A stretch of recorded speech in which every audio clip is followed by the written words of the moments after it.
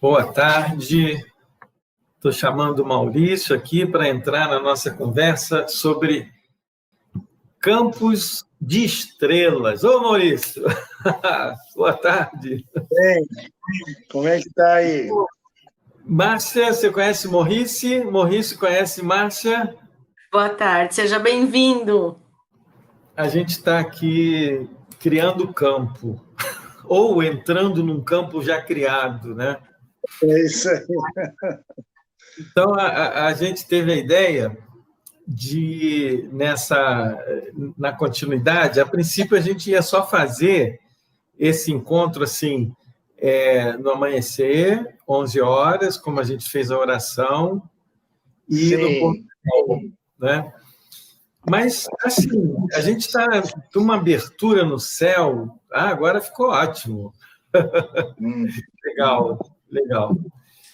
Então, tem uma abertura no céu tão bacana, assim, para a gente trocar um pouquinho, conversar sobre a criação desse campo sistêmico, como que é entrar nesse campo sistêmico. Eu acho a proposta muito boa, muito legal. Não é? O que é para você esse campo de estrelas? Ó, tô dando assim, ó, linha, hein?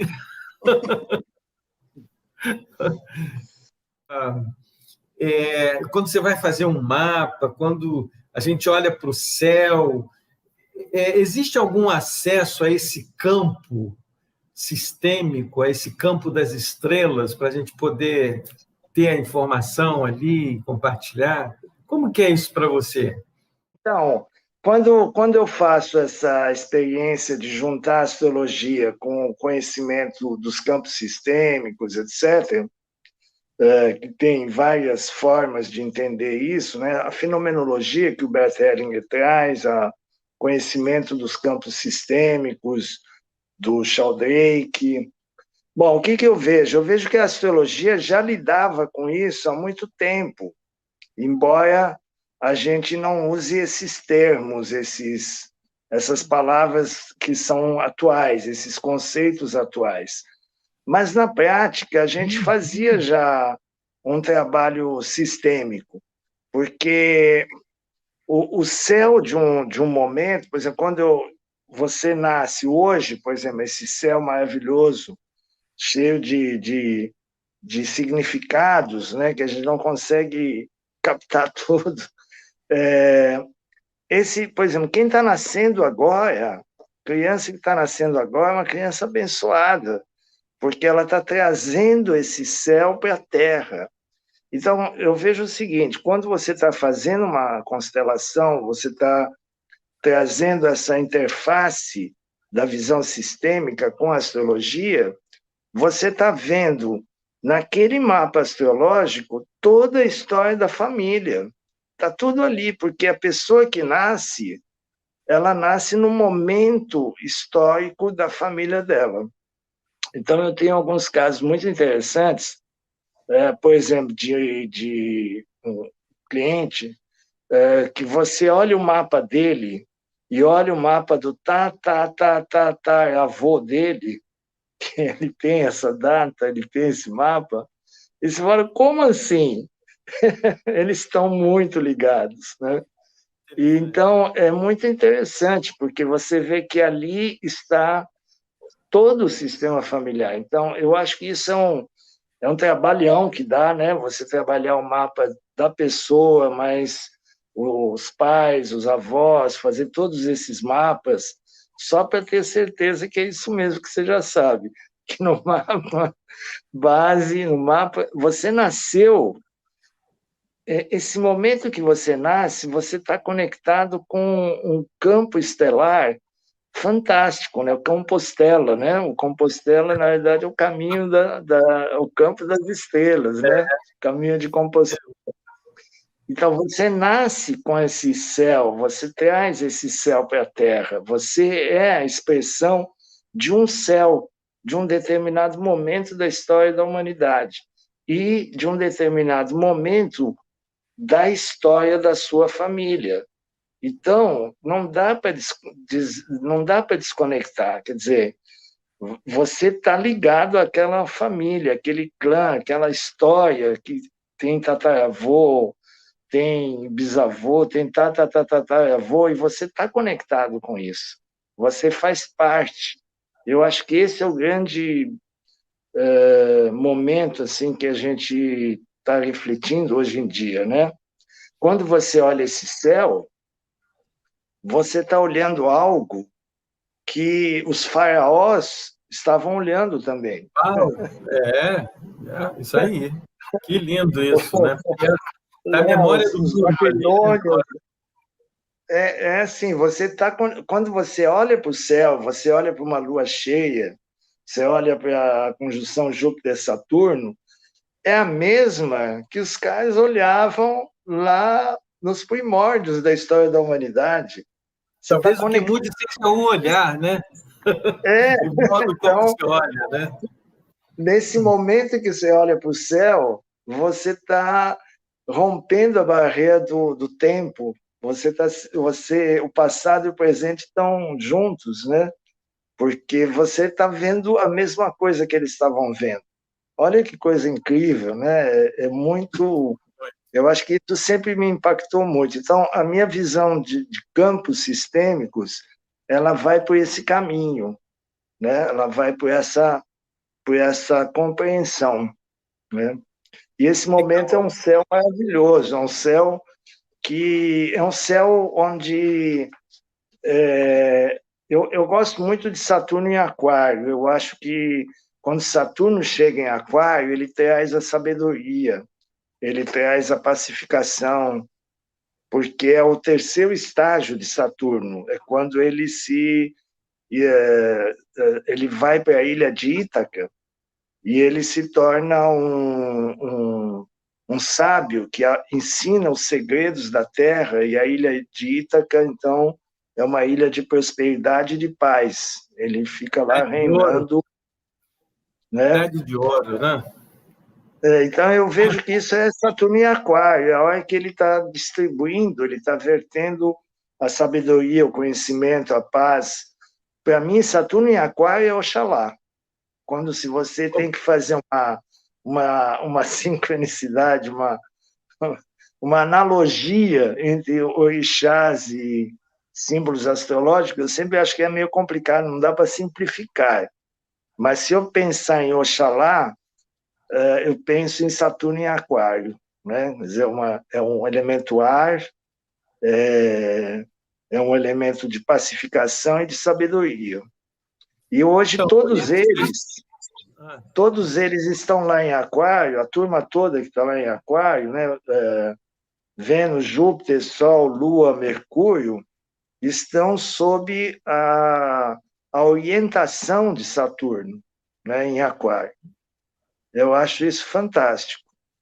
Então, deixa eu te perguntar outra coisa sobre essa questão que a gente está chamando de sistema, porque, assim, dentro das minhas investigações, eu conheci um instrutor, o nome dele é Robert Dilts, e ele falava de 3 mentes.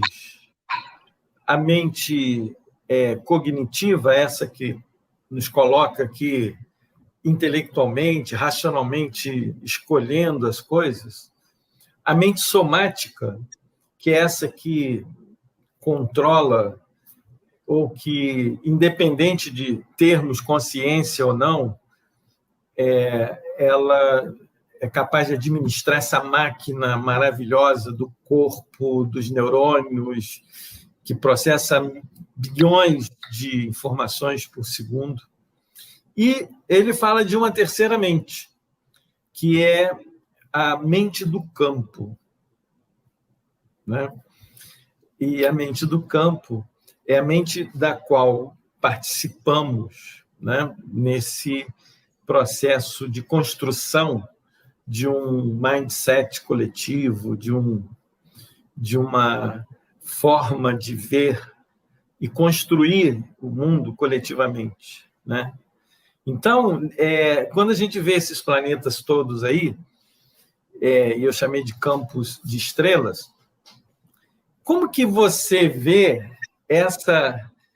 o que chama campo sistêmico, né, com o acesso que eu possa ter à informação que você tem, se a gente estabelece no nível da sinergia, da nossa afinidade, da nossa amorosidade, da receptividade de um para o outro, como que isso facilita, por exemplo, numa hora de uma consulta, você Sim. revelar ou desvelar alguma coisa que está ali e que a pessoa... Como que você sabe disso? Você acredita, ou você pesquisa, não sei qual é a melhor pergunta, esse acesso ao campo, a mente do campo, nessa prática da astrologia, por exemplo? Sim, eu acabo acessando, sim. Eu gosto de uma definição, essa mente do campo eu não conhecia ainda, mas eu conheço a do Sheldrake, que ele fala da mente expandida.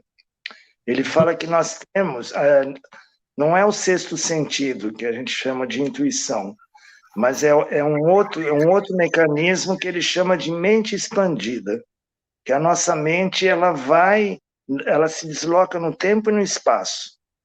Então, quando a gente faz uma meditação que está imaginando uma cachoeira e, de repente, a gente começa a se sentir bem, sentir um frescor, é porque a nossa mente expandida foi lá na cachoeira e trouxe essa experiência concretamente para nós.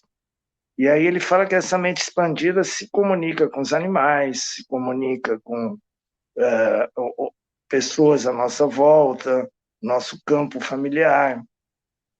E ela está presente na terapia. Por isso que o terapeuta ele cria essa empatia, mas há uma mente dos dois que conversa, né? E aí as terapias, as consultas, elas ganham isso que você disse. Nossa, como você sabe? Aí você pode dizer, porque você me falou. Como assim? Mas é verdade, essa mente do campo, ela existe mesmo. Eu acho assim, tem algumas coisas que se apresentam para a gente como sincronicidade, né?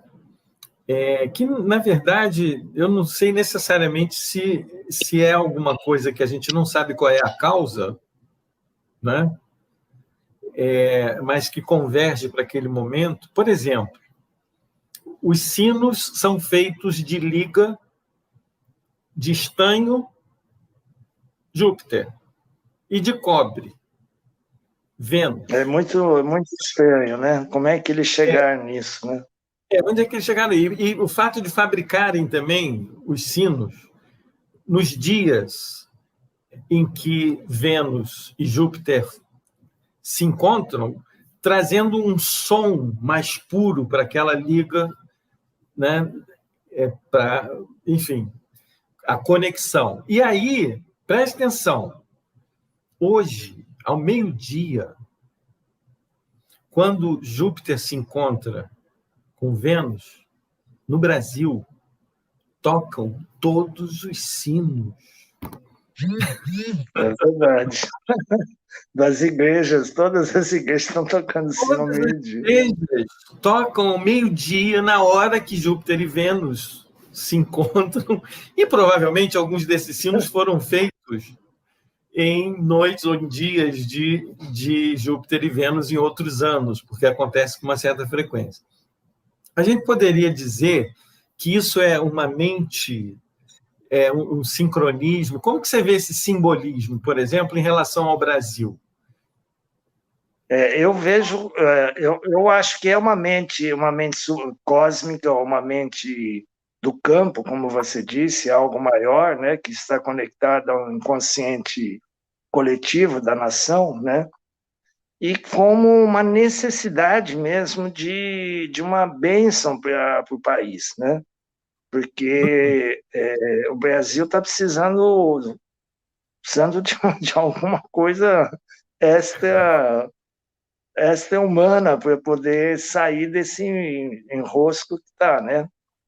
Então, eu acredito que sim, é uma grande sincronicidade, porque justamente para o Brasil o encontro foi ao meio-dia, né? Aqui ao contrário, foi à tarde, né? Aqui em Lisboa, né? São 3 horas depois, então foi às 15 horas.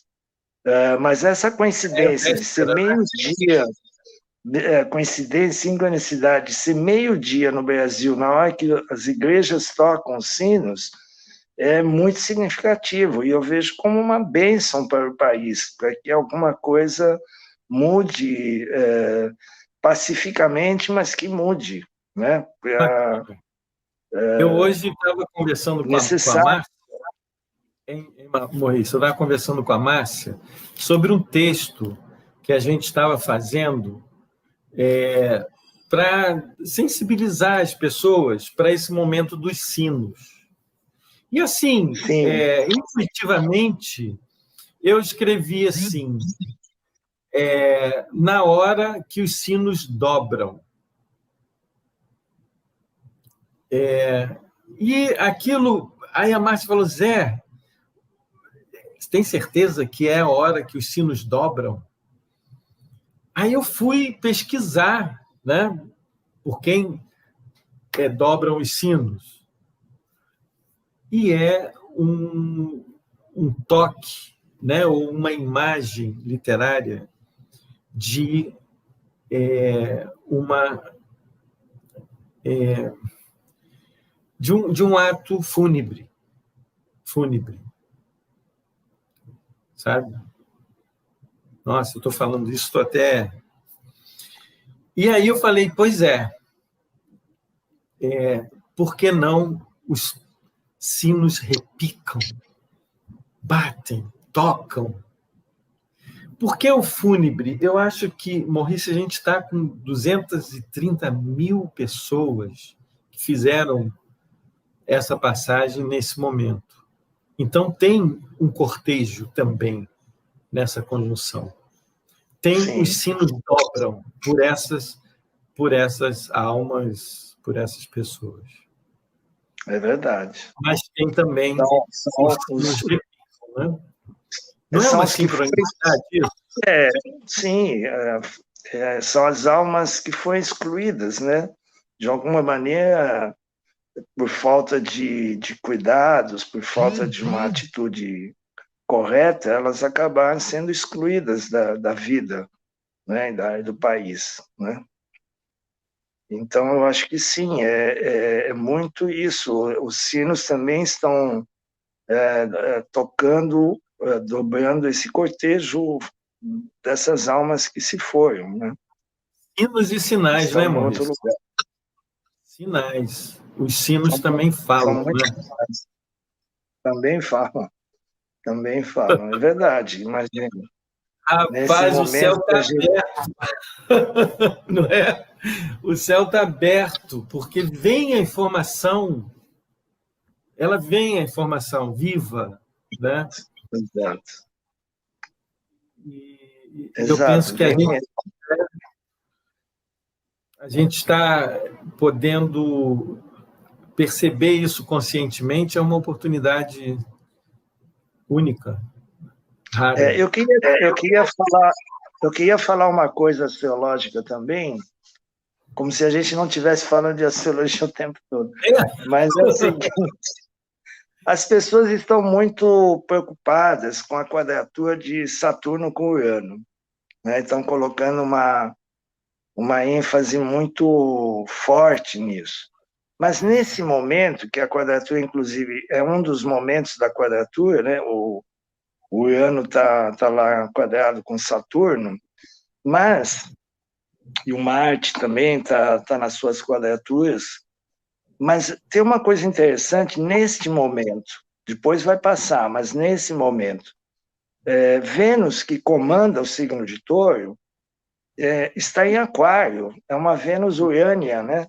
É uma Vênus do amor universal, do amor para todos, né? Da igualdade.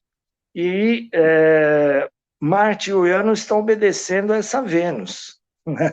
Então, essa é uma quadratura, a primeira quadratura assim, mais séria de Urano e Saturno nesse ano, mas é uma quadratura que está nas mãos de Vênus, né? Porque ela que comanda os dois lá em quadratura, né? Então, nós temos que olhar essa relatividade, né? Depois ela vai estar em Peixes, né? Então, talvez quando ela estiver em Áries, pode ser que seja um pouco mais crítico, né?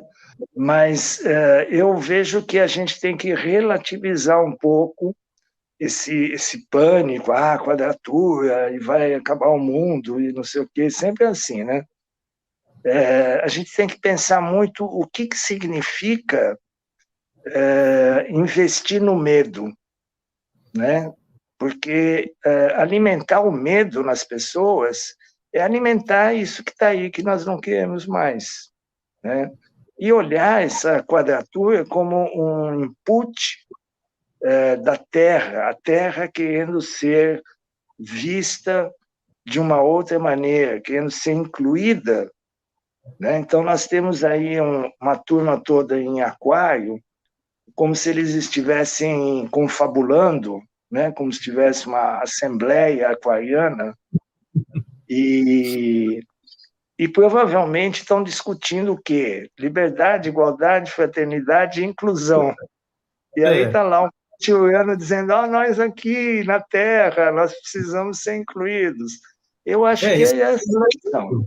Esse é o lado positivo da quadratura, como nós vamos continuar olhando para a Terra, para os bichos, para os animais, para a exploração da natureza. Eu acho que esse é o significado mais profundo dessa quadratura. Muito bacana essa mensagem, porque o céu na Terra, Urano, né, o ilimitado em Touro, né, que é a coisa mais fecunda, né? Eu penso que ajuda a ver que a Terra está no céu, entendeu? Não está aqui na Terra, né? E que a gente faz parte de um sistema muito maior dos planetas, das estrelas, das galáxias nebulosas e de tudo que a gente não conhece que está além disso. E esse sentido de pertencimento, ele, para mim, está cada vez mais presente em tudo que eu faço na minha vida. Eu não tenho, assim, eu sou até um pouco criticado por essa coisa da estratégia, eu não sei fazer as coisas muito estratégicas, de vez em quando me puxam a orelha, falam, mas essa estratégia não está, não tem estratégia, eu vou no fluxo das coisas, né? E para mim existe assim, nesse céu que a gente está falando, dessa lua nova, uma grande oportunidade de colocar nessa forja, sabe? O sol não é uma forja? Sim, né? Sim. É uma forja, porque é aquele forno, né, de energia. Botar dentro dessa forja a matéria do mundo que a gente quer ajudar a criar, ajudar a deixar para as criaturas, para os nossos filhos, netos, né, a moldar essa matéria que não tem nome, né? Essa matéria disforme, mas que o tempo expressa. Então, a nossa intenção de entrar nesse campo, Maurice, com essa matéria que não tem nome, para forjar uma coisa nova. O que você acredita que a gente possa criar realmente, em termos de ideia, para que a coisa melhore? Eu penso que esses valores humanos que precisam ser resgatados, né? Do amor, da unicidade, ver que somos todos... o vírus trouxe isso claro, né? Todos somos iguais e estamos sujeitos ao vírus, seja se tiver dinheiro, não tiver dinheiro, se for chinês, brasileiro. Então, essa essa compreensão pela dor da unicidade, que somos todos um, né? Parece fácil falar, mas é verdade também. E é profundo isso. Somos todos iguais, todos poeiras das estrelas, né? E eu acho que resgatar isso e, a partir daí, construir uma nova ética, uma outra ecologia do ser humano, né? Da relação dele com ele mesmo e com todos os seres cientes do planeta. Então, esse eu acho que é o caminho. Pode haver muitas técnicas, modos, mas a essência do que se busca hoje é isso, é a compreensão de que não há fronteiras. As fronteiras não funcionam, o vírus não quer saber de fronteira. Ele não tem passaporte, ele vai para qualquer lugar. Então, essas fronteiras são ridículas. Essas fronteiras são ridículas. Esse vírus está trazendo alguma mensagem, alguma informação, porque você sabe que vírus não é vida, né? Vírus é um ser mutante. A grande mutação, né, está ali no próprio vírus, inclusive essas variantes do próprio vírus, que em essência significa veneno, mas ao mesmo tempo que significa veneno, é onde está o antídoto, né? Aí tudo depende de dose. Né? Será que o Covid é a dose certa do antídoto do que a gente precisa mudar de consciência para essa nova fase? Ou é o veneno? Eu penso que tem essas duas características. É um veneno porque muita gente morre, né? Mas é uma questão... eu estava debatendo isso também com uma amiga minha que é consteladora, porque surgiu essa história, vamos constelar o vírus e tal, e o que ela percebe, o que ela traz de compreensão, que esse vírus, ele não está num campo, por exemplo, de uma etnia, de uma nação, de uma família específica, não é um problema de uma família, de um país, de uma etnia, né? É um problema universal. Ele está numa frequência que é muito alta em termos de sistemas. Então, para você fazer uma constelação com vírus, não dá para você colocar uma pessoa representando o vírus, é algo muito mais... Ela pega Covid. Está num nível que é uma decisão que o Bert Helling chamaria de uma decisão do espírito, né? Quer dizer, algo que está acima da nossa compreensão, mas que, por outro lado, está nos levando a essa necessidade de nos reconhecermos como uma única humanidade, não uma humanidade fragmentada. Né? Então, eu acho que esse é o aprendizado que a gente ainda está navegando em relação a isso. Hoje pela manhã... Está lutando com isso para que isso se torne uma verdade. Hoje pela manhã, na meditação que a gente fez no amanhecer, ficou muito nítido para mim esse desfile dos planetas, né? É engraçado, não tem carnaval, os planetas resolveram desfilar assim, né? Saturno de mestre-sala entrando na avenida, né, no amanhecer, puxando. Plutão está escondido, né? Mas o Saturno a gente consegue ver ainda. Então, assim, esses planetas que amanheceram em liturgia ali na casa 12, né? Qual a lição de casa 12 desse isolamento, desse confinamento para muitos, desse impedimento, prisão, inclusive pelo medo? Qual é a lição de casa 12 que esse vírus, dessa mutação, está trazendo?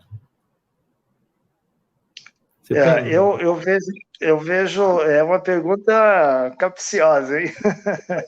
Mas eu vejo o seguinte, que para cada um é um momento de olhar para o sótão e para o porão, o que está lá guardado. Porque quando você fica em casa, não sai, não vai viajar, não está obrigado a ficar em casa, você começa a limpar a casa. Para ver o que você tem que jogar coisa fora. Então, eu vejo que é isso. Quer dizer, você é obrigado a olhar a sua sombra, olhar as quinquilharias emocionais que você fica guardando no sótão, no porão. Tem um monte de fantasma aí para mandar embora, fazer uma boa defumação. E no sentido assim, interno, quer dizer, você olhar para você, olhar para aquilo que você está carregando dentro de você, que não tem mais sentido e que está te intoxicando, né? Está te levando a ficar doente mentalmente, emocionalmente e até fisicamente, por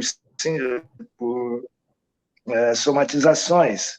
Então, esse momento que você tem que ficar confinado, que você tem que ficar recluso, que você luta com isso, não, eu vou sair, não, tudo bem, eu ponho a máscara, mas não é só isso.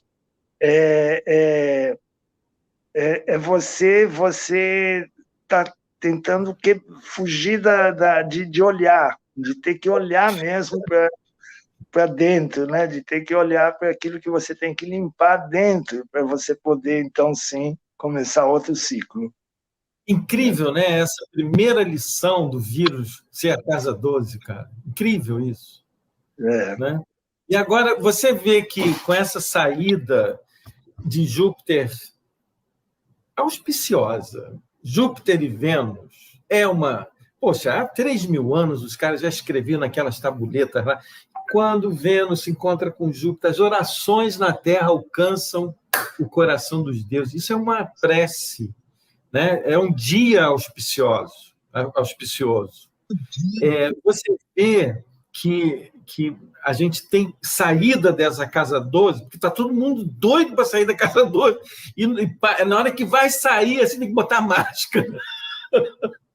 Você vê que essa saída de casa 12, com essa conjunção, tem uma relação com essa esperança que está vindo com a vacina, Maurício, para sair dessa casa 12? Sim, sim. Eu vejo que tem essa esperança da vacina e a esperança, acho que ela se estende um pouco além da vacina, porque a esperança é de uma outra maneira, de um outro paradigma de relações, de se relacionar entre nós e nós com a natureza. Eu acho que esse é no nível mais profundo. Agora, é óbvio que a vacina está trazendo essa dose de esperança. Bom, agora estou vacinado, eu posso me expor, eu posso sair e tal. Aí a grande questão que nós todos devemos, modo de falar, né? Mas, enfim, que a gente pode se fazer nesse momento, que vacina é essa que eu estou tomando? Não a vacina física para o Covid, mas o que eu desenvolvi de anticorpos emocionais, psíquicos, mentais, nessa quarentena toda, nesse ano todo, que aí eu estou vacinado para alguma coisa que eu não quero mais viver nesse planeta.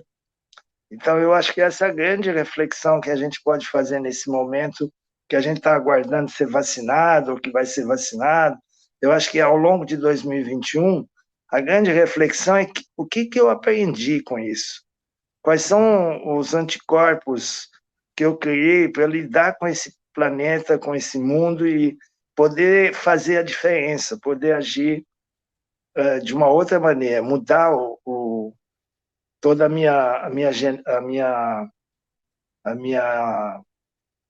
os meus paradigmas do ser nesse planeta, né? Você está colocando eu acho que a brincadeira da vacina transformar a gente... Oi? Jacaré, né? Transformar em jacaré, é isso que você ia falar? Então, a brincadeira da vacina transformar a gente em jacaré, eu acho que a gente pode transformar essa metáfora e dizer, bom, a vacina está transformando a gente numa pessoa muito mais consciente, muito mais esperta com a vida e com o nosso lugar nesse planeta, né? A Márcia está falando aqui, ó, o isolamento para se olhar, se curar, é o lugar do nosso espaço sagrado, né? Uma coisa que me ocorreu assim,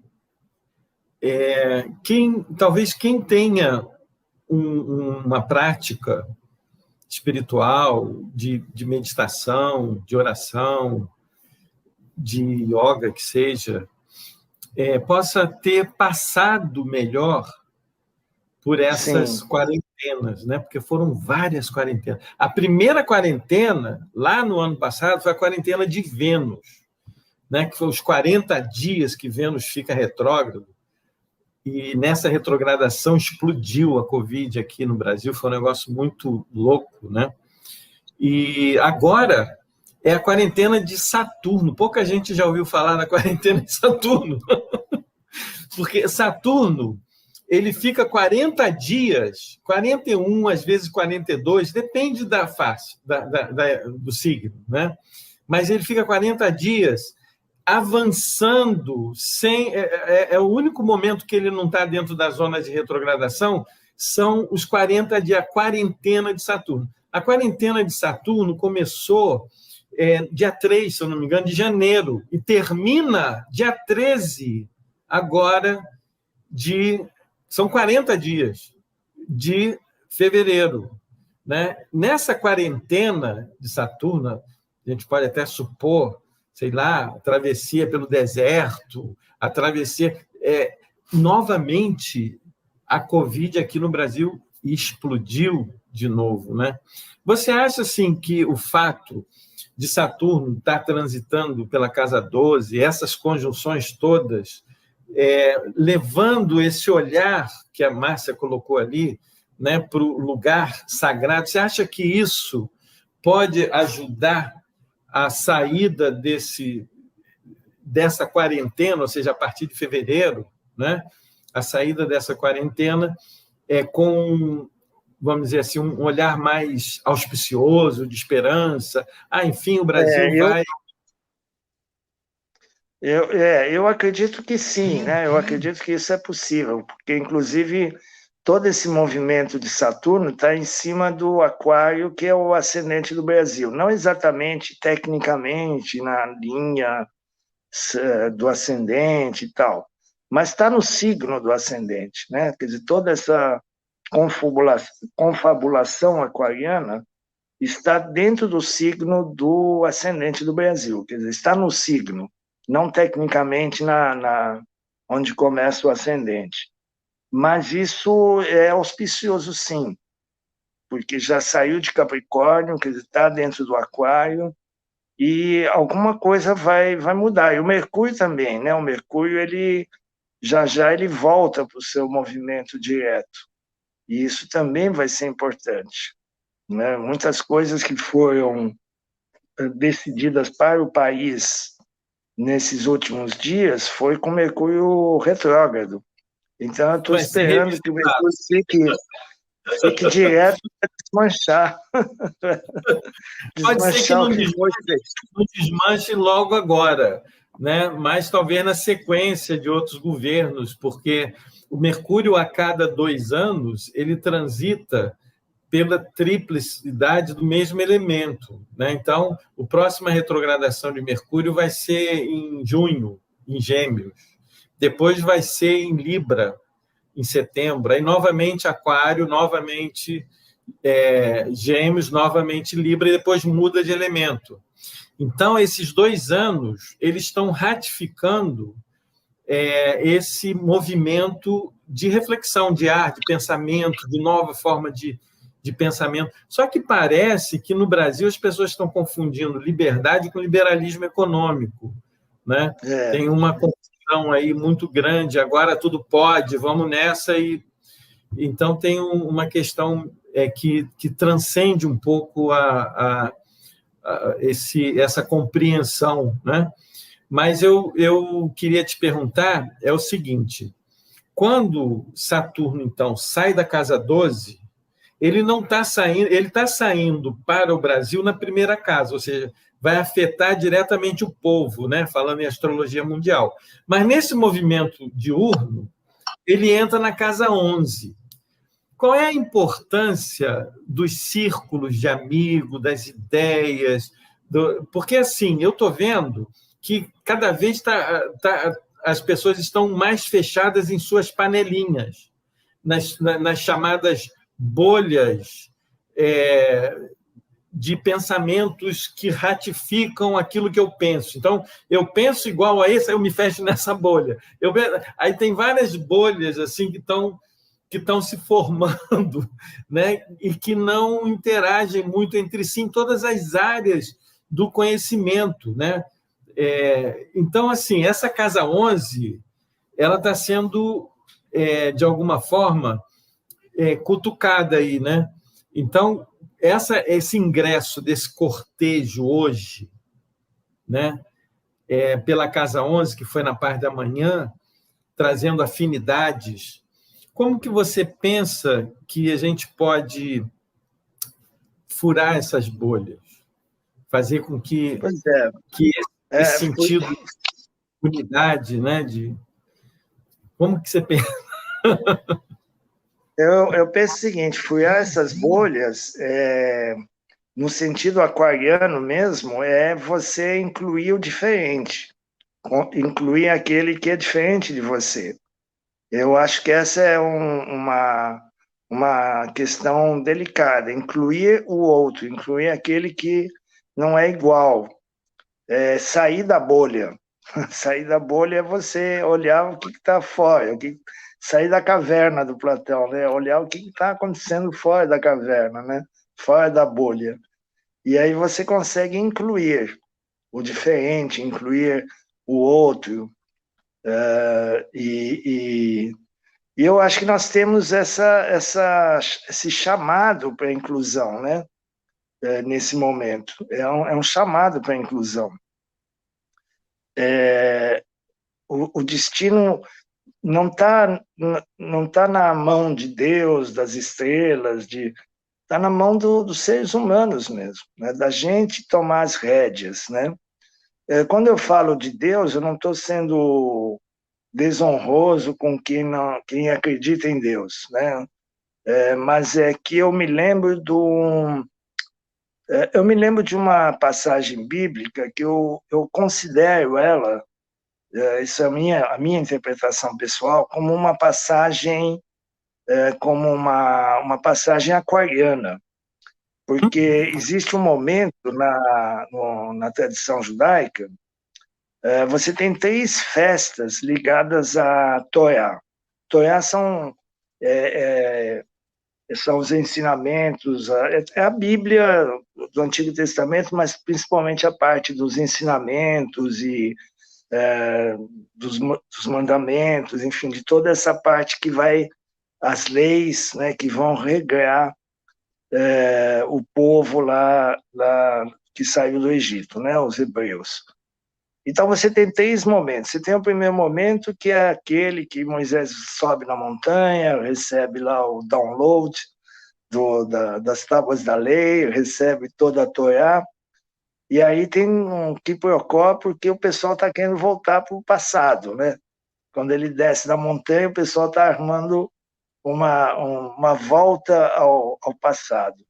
E aí tem uma crise. Aí tem um segundo momento que Moisés vai lá e pede uma segunda via, porque ele quebrou as tábuas da lei em cima do bezerro de ouro, né? Orando estava em touro ali, né? O segundo momento é que ele vai lá e pede uma segunda via, porque o negócio...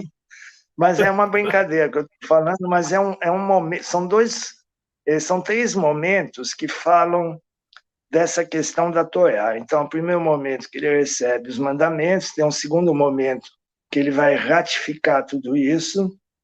E tem um terceiro momento, que para mim é aquariano, que é Moisés está indo embora. Ele não vai entrar na Terra Prometida, né? Ele só enxerga a Terra Prometida do alto da montanha, mas ele não vai entrar. Então ele reúne, olha só que coisa aquariana, ele reúne todos os líderes das tribos, os sábios, os religiosos, enfim, toda a turma lá, e eles têm a missão de rever as leis, a Torá, tudo isso, e readaptá-la para que o povo possa entrar na Terra Prometida. Então, essa releitura já não tem a mão de Deus, né? Não tem a mão do sobrenatural. A primeira e a segunda fase tinham, mas a terceira fase ela é humana.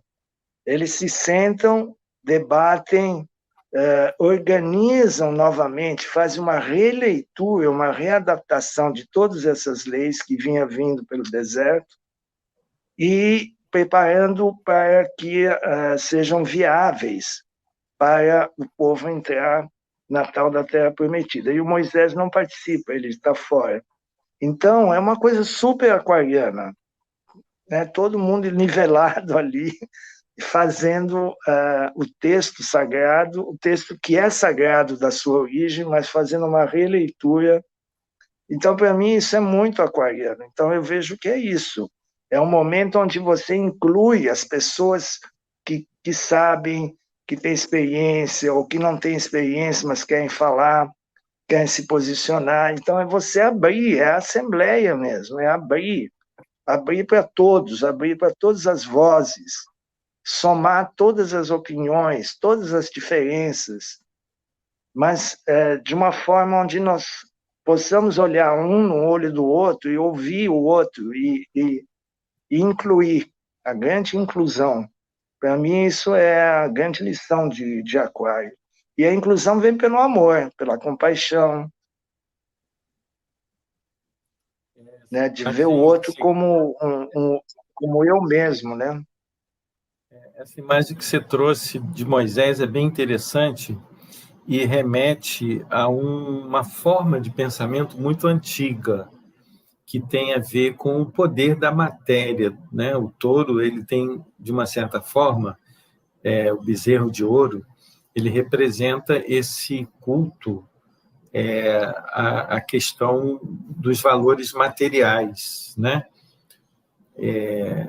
Tanto que tem uma passagem mesmo nessa parte da Bíblia sobre todos estarem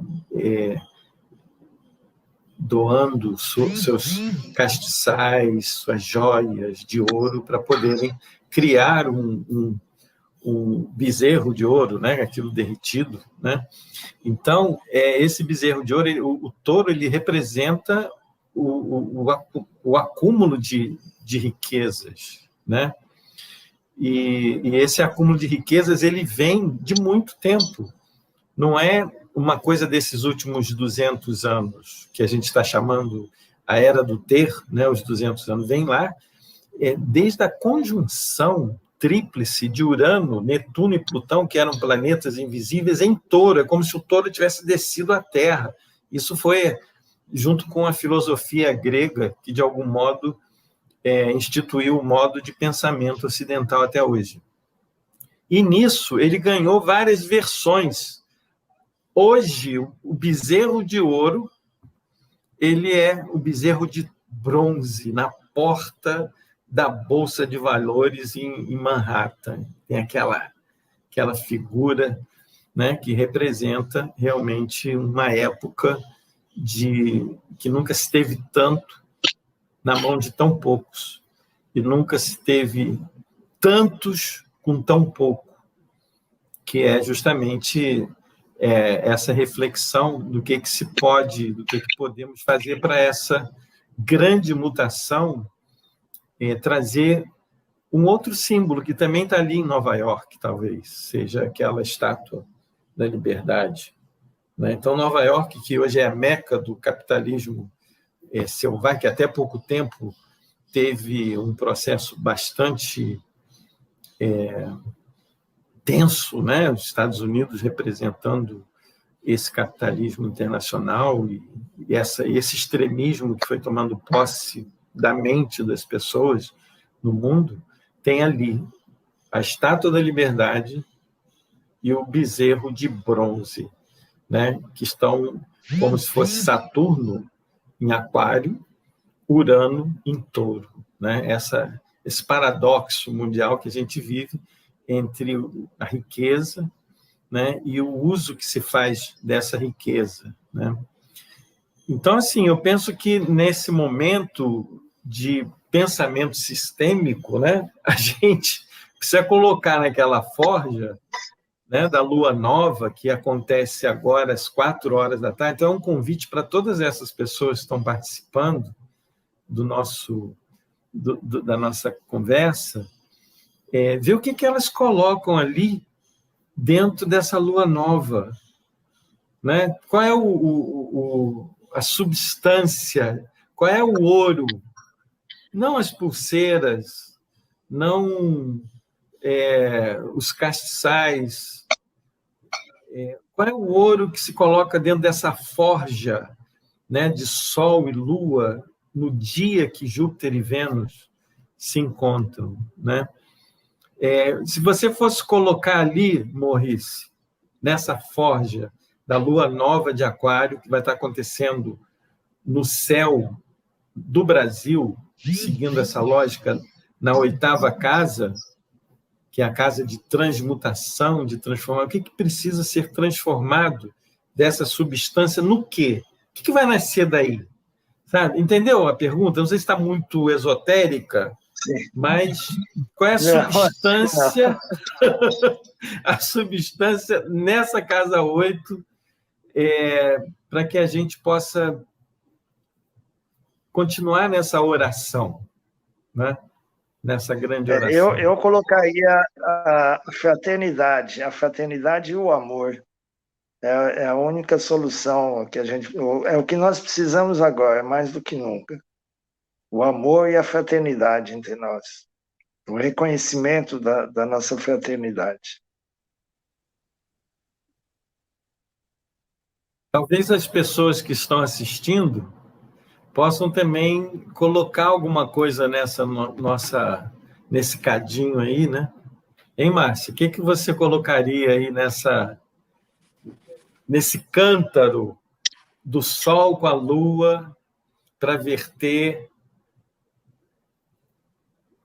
Na verdade, eu estava aqui ouvindo vocês e até mandei uma perguntinha aí para o Maurice, né, que faz aí a parte de constelação sistêmica no mapa. Queria até o feedback dele em relação a esse outro ponto aqui que eu tenho percebido nos atendimentos, Maurício, que, principalmente as pessoas que pegaram o Covid, uma resistência à mudança terrível que aparece quando a gente está fazendo a parte da constelação sistêmica no mapa. Você tem percebido isso? Você acha que isso tem muito a ver, por exemplo, assim, também Urano entrando em Touro agora para flexibilizar essa atitude das pessoas? O que você acha da constelação sistêmica em relação a isso? Eu acho que sim, tem uma resistência, tem uma negação, né? As pessoas negam o vírus, né? E tem uma resistência a aceitar que possa ter sido infectado, ou que vai ser infectado, ou que se expôs. Porque eu acho que tem também, são várias coisas que influem dentro de uma atitude dessas, né? Da pessoa pegar o Covid.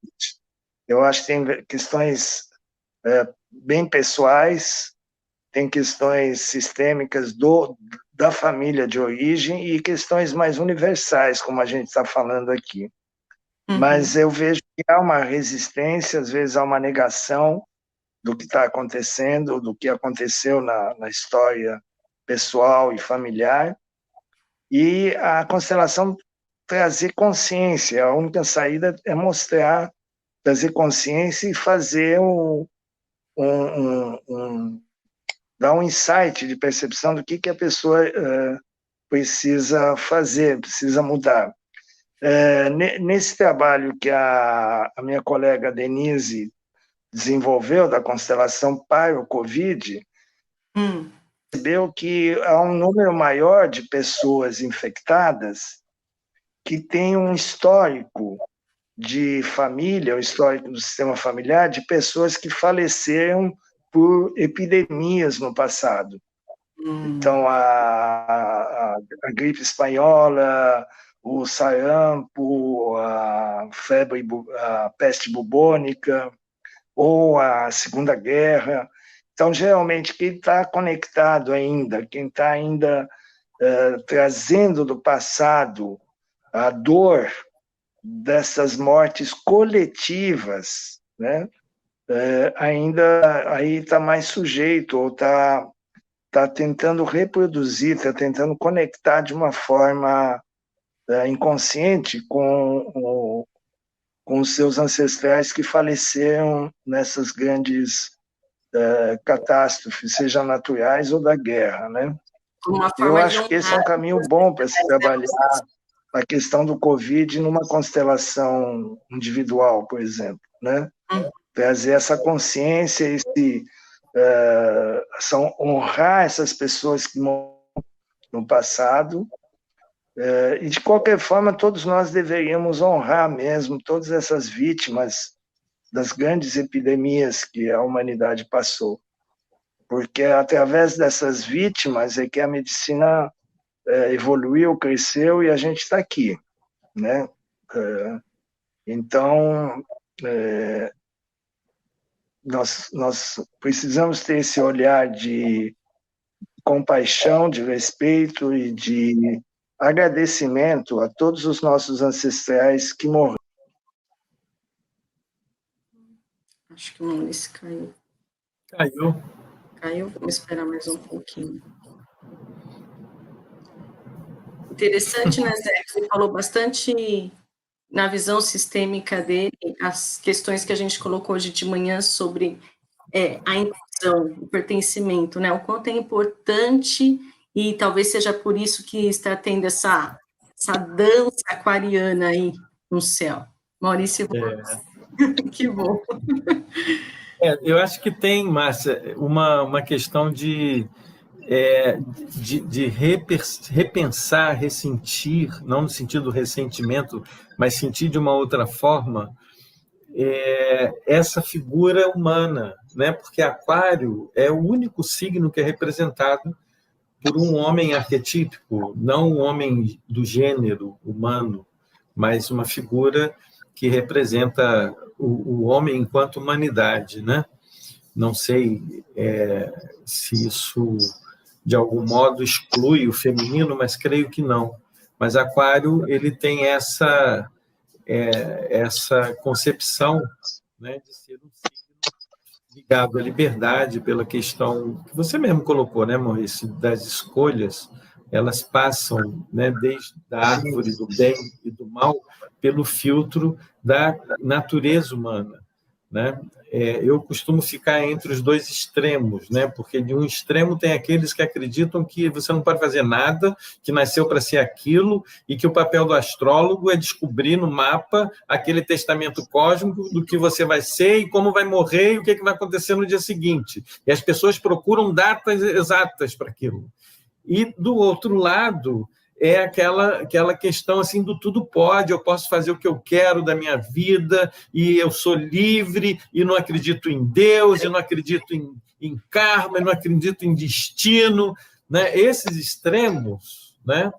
Eles brigam entre si. Quanto mais brigam, mais se afastam desse caminho que seria perceber até que ponto a gente é livre ou não.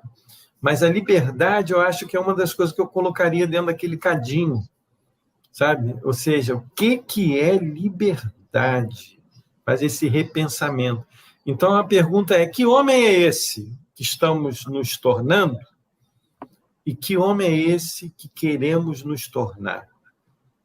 Você tem homem no sentido do ser humano. Que ser humano é esse que estamos nos tornando diante disso que a gente está vendo? E qual ser humano que não só queremos, mas podemos talvez aí na palavra que você falou, modo de expressão, devemos, sei lá, nos tornar.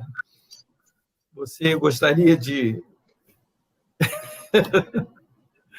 perceber o que está vindo aí? Márcia, pega a bola aí, Márcia. Márcia, essa é para você. Maurício, eu falei com o Zé a manhã inteira, então a gente estava aguardando você chegar à tarde para complementar aqui as nossas colocações aqui. Então, mas, olha, adorei esse nosso encontro aqui. A gente vai poder fazer isso outras vezes em outros fóruns, trazer essas reflexões informais. Acho que isso é muito legal, né? Porque as celebrações, na verdade, são o reconhecimento do quanto o tempo, esse fluxo de temporalidade atravessam realmente a nossa vida com essas qualidades, né? A qualidade desse momento que a gente está vivendo até as 4 horas da tarde, né? São 4 horas exatamente aqui até eu não sei qual é o nome dela, porque está Anda com fé eu vou, eu não sei qual é o nome de Anda com fé eu vou, ela botou assim, vocês já perceberam que o intervalo de tempo entre a conjunção de Vênus e a conjunção da Lua é exatamente 4 horas, né? Então, o que a gente está tentando fazer é justamente essa ponte, de levar esse pensamento, essa oração, esse pensamento com o coração, com oração, para esse cadinho aquariano, né? Então, eu pedi aqui, ó, a Maggie Cole, tá vendo a Maggie Cole aqui? Maggie Cole, acho que Maggie Cole também não é o nome, aquela Anda com fé eu vou, eu também não sei quem é. A Maggie Cole falou, eu colocaria amor universal, amor crístico, o melhor ouro, né?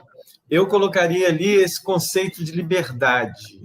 Então, estou sugerindo aqui que quem está presente, que queira escrever, colocar o que a gente vai, nessas 2 horas, colocar ali dentro desse cadinho, sabe? O Maurício saiu de novo. O que você colocaria, Márcia, nesse cadinho, dentro dessas 4 horas, essa hora que falta, porque é as 4 horas, né, que vai... Aqui, olha, a Lourdes está colocando... Vamos ver. Fraternidade. Eu colocaria muito a questão do pertencimento e da inclusão, Zé. Numa fase, eu acho que isso é fundamental, para a gente colocar aí no nosso cadinho. Pertencimento e inclusão. Sim. Bacana. Acho que a gente vai ter um cadinho cheio de coisa rica aqui, né? E quando eu falo de inclusão... Você está falando de fraternidade, fraternidade universal e paz na Terra. E pensando aí numa visão sistêmica, quando eu falo em inclusão, é a inclusão dos nossos ancestrais, a inclusão de todos os sistemas que veio antes de nós. Isso é fundamental, para que a gente tenha a força suficiente para fazer o que a gente veio para fazer daqui para frente. Porque as pessoas que estão hoje vivas, eu acredito, se estão vivas, elas têm uma missão aí coletiva para ser feita, uma missão sistêmica para ser feita. Então, o pertencimento é pertencimento e inclusão dos nossos ancestrais, para fortalecer o sistema. Principalmente, né? A gente está enchendo o cadinho aqui, Maurício. Aqui, a Rita Zé. Também. Sim. Não, eu queria. Aqui me ocorreu aqui tive um insight aqui, e que eu queria falar um pouquinho. Porque esse Marte Urano em Touro, quadrado com Saturno em Aquário, com essa turma em Aquário, me lembrou o padre Júlio Lancelotti. que ele foi lá com a marreta, quebrou as pedras em prol da coletividade, do aquário, né? Então, eu acho que esse é o lado positivo dessa quadratura. Você pegue na marreta, vai lá e toma atitude, sai da passividade. Não deixa barato, né? Eu acho que essa é a lição desse Marte de Saturno, quadrado, que está dizendo para ele, ó, pega a marreta, vamos lá. A imagem que pega na enxada, na marreta, na caneta, no que você tiver como instrumento e se mobiliza. Aqui vem empatia, equidade, honrar nossos ancestrais, amor próprio. Bravo! Olha aqui, ó, Maurice, a Lourdes está batendo palma aí, pela marreta. Amor próprio, graça, né? Isso mesmo, é graça colombina, né? A Magicol é a graça colombina. Cada um tem um nome diferente aqui, ó. Aqui a Rita está falando assim, show essa atitude do padre. Qual é o nome que a gente dá para a atitude do padre? Qual é, Maurice? Não é só a marreta. Qual o nome? Hein, Márcio? Já ocorre o nome para essa atitude dele? Coragem. Acho que coragem. Coragem de fazer aquilo, às vezes, as outras pessoas ainda não estão preparadas para fazer. Coragem. Ele veio com essa função. Eu acho que eu colocaria indignação também. A indignação te leva... Indignação. Tem que entrar no templo, né? Com a marreta, em alguns momentos, né? Ó, a Kátia está dizendo aqui, ó, respeito, amor e inclusão, né? Olha, está ficando bom esse cadinho aí, hein? Está ficando bom, tem uns valores bem apropriados, né? O que mais que a gente coloca? Alegria para abastecer a esperança. Bem bonito isso, hein, Camélia? Bem bacana. A Cíntia está falando que o padre, ele é capricorniano, ó, o padre Júlio é capricorniano.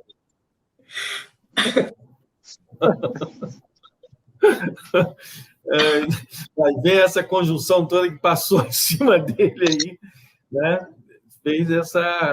Deu essa força para ele, né? Porque eu atribuo ao Capricórnio um pouco aquilo que o Jean-Yves coloca como a sabedoria do Carvalho, né? Não do Carvalho, do Salgueiro, que precisa ter a flexibilidade do Salgueiro Chorão, que fica na margem do rio.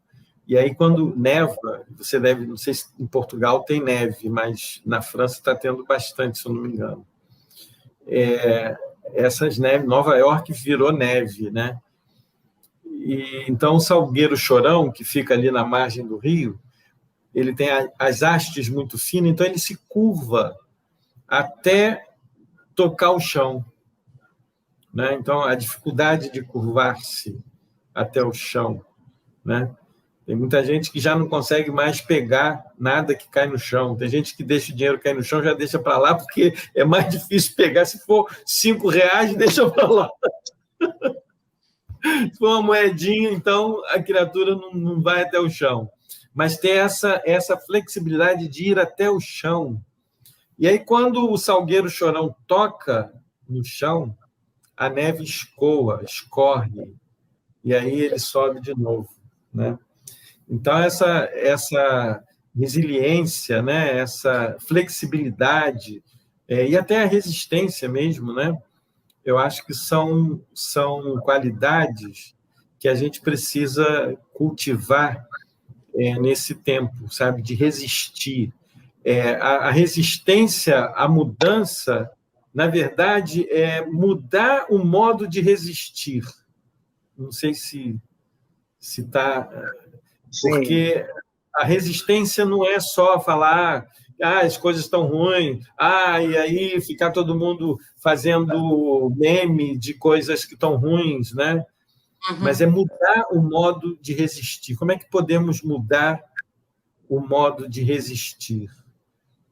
Não é? Urano em Touro e Saturno é Aquário. Ensinar isso, né? Não é? Onde é que está isso no teu mapa? Onde é que está isso no teu mapa, né? Sim. Onde que você está resistindo a mudar o modo de resistir, né?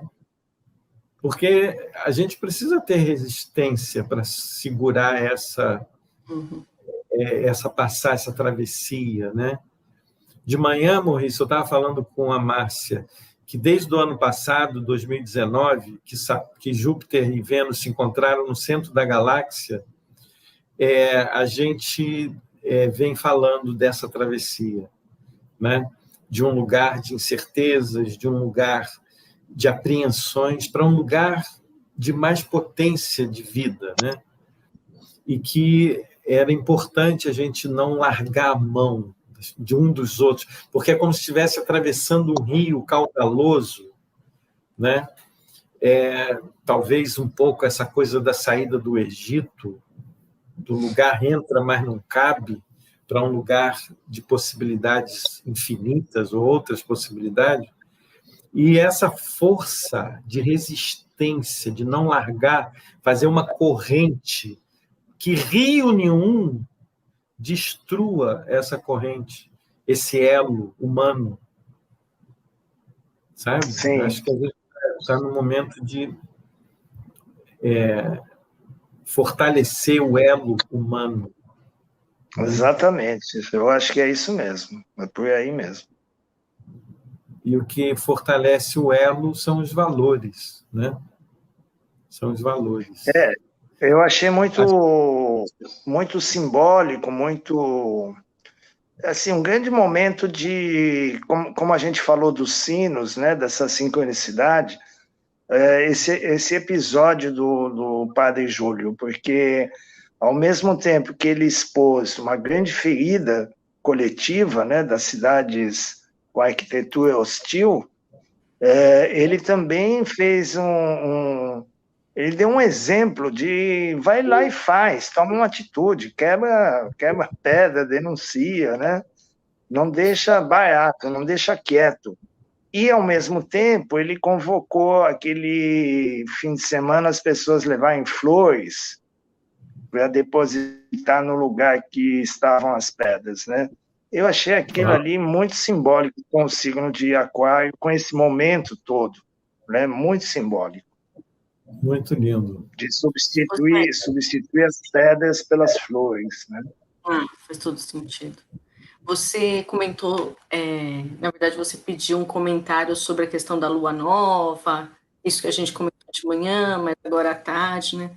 Por coincidência, a gente está na lua nova agora, né? E hoje a gente fez essa travessia, essa entrada no portal, esse pedido que nós fizemos aí ao meio-dia, nós estamos na lua nova. Normalmente, o que acontece? Na lua cheia, nós nos beneficiamos disso de alguma forma, né? O que acontece na lua nova, você faz alguns atos ali, e na lua cheia você tem alguns resultados. Então, a gente também pode aqui, as pessoas que estão aqui, fortalecerem seus pedidos para que isso, como você diz, né? Incorporem as atitudes, incorpore essa questão do Júpiter e da Vênus, da graça, da liberdade, das escolhas do ser, em prol da coletividade, para que já a partir aqui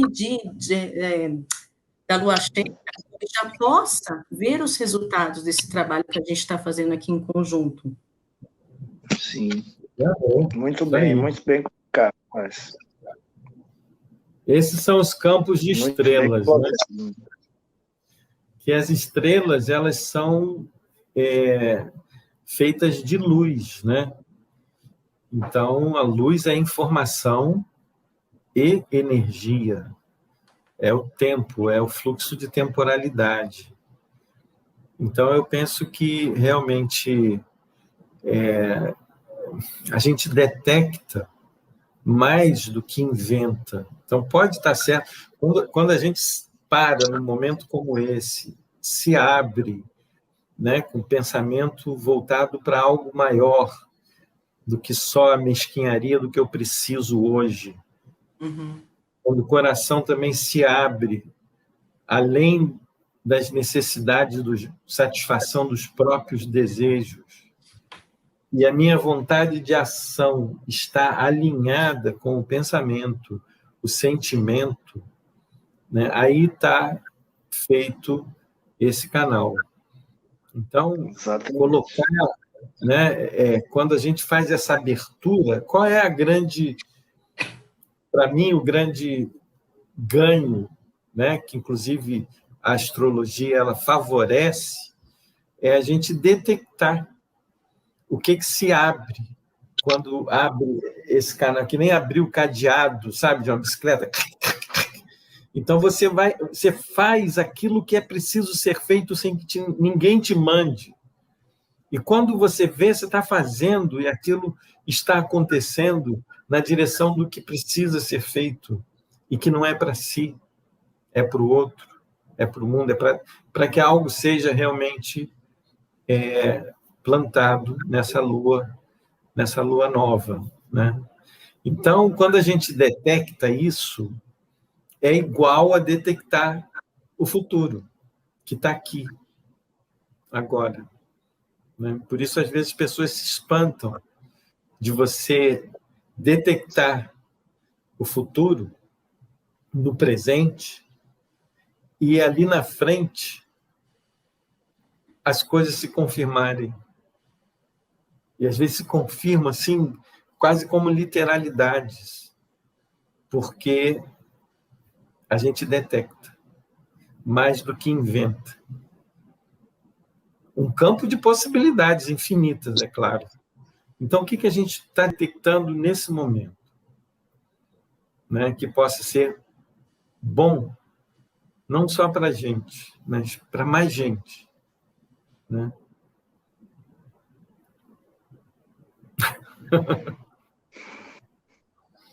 Eu vou convidar vocês, então, para a gente... às 5h30 vai ter... Eu vou entrar aqui, vou fazer uma meditação com o grupo que estiver presente. Isso, a Mirella tá falando sobre, a Luciana sobre fluidez, harmonizar o querer, o pensar e o agir, amor, tolerância, liberdade, alegria. Esse cadinho está ficando cheio, né? Então, assim, às 17h30 até às 18 e pouquinho, né? Amor e sabedoria. Outra forma de resistir, como Gandhi. As pessoas estão ligadas. Obrigado pela participação. É muito bacana isso, né? E aí, nessa meditação, a gente vai novamente ouvir os sinos, né, no pôr do sol, como se fosse uma despedida dessa cúpula, né? É como se o cântaro estivesse fazendo assim, ó, né? E aí, às 18 horas, logo após os sinos, vai haver um dueto de celebração da Chiara com a Luciana, que são duas cantoras líricas maravilhosas, cantando uma celebração desse dia, para finalizar nosso encontro. Tá? Eu vou deixar aqui um agradecimento imenso, você ter disposto o seu tempo de Lisboa. Eu que agradeço. E a gente se encontra, se você tiver às 5h30, né, para desfrutar. Eu sei que aí em Portugal é muito tarde, mas para desfrutar um pouquinho desse momento de fechamento que é importante desse campo que você ajudou muito aí a gente agora a compreender, esse campo de estrelas. Vamos batizar isso, que o campo sistêmico de quem usa astrologia é o campo de estrelas, né? Gostei também. Obrigado vocês. Até. Até.